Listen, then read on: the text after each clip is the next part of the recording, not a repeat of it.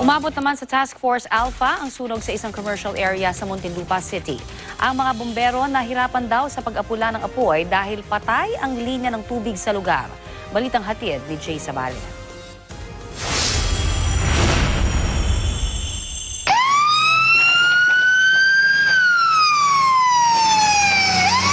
Nagngangalit apoy mula sa ilang tindahan na sumiklab sa commercial establishment sa National Road, Barangay Putatan na nagsimula mag-alas 4 ng madaling araw. Dahil sa light materials gawa ang mga tindahan at dahil na rin sa ilang nasunog na pintura at thinner. Mabilis na kumalat ang sunog.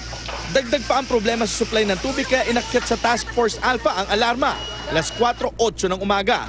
Nagtrabaho daw yung Maynilad kagabi. So bago lang kasi yung pipeline, so para hindi masira daw, kailangan nilang putulin yung supply para hindi daw pumutok yung pipeline kasi may mga ginawa sila kasi kung hindi puputulin baka daw pumutok yung pipeline. So kagabi wala talagang supply hanggang ngayong umaga. So dapat hindi na magtataas ng alarma. So doon lang namin din nalaman kanina na nandun na sa fire scene na walang tubig. So napilitan kami magtaas ng alarma para dumating yung mga fire truck ng mga ibang city dito sa NCR para tumulong. Kasama sa mga natupok ng apoy, ang isang lugawan, panaderya, salon, talyer, water refilling station, grocery at ang bodega nito na tinuturong pinagsimula ng sunog.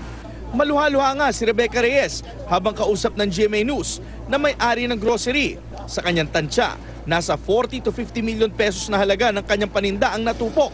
Ang malala rito, wala raw silang insurance. Sa supplier po, sana maintindihan nila yung nangyari sa akin na masuportahan nila ako. Alas 5:44 na deklara ang fire out. Inimbestigahan pa ang sanhi ng sunog at inaalam din ang halaga ng pinsala sa apoy.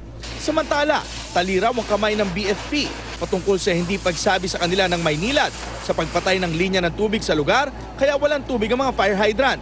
So magiging aral din to sa kanila at sa amin din. Kasi itong mga pagkakataon, kasi alam naman natin, the more na madidelay tayo, the more na at stake yung property at saka yung threat to life pag gano'n na nadidelay yung serbisyo natin. Wala namang napaulat na nasaktan sa naturang insidente.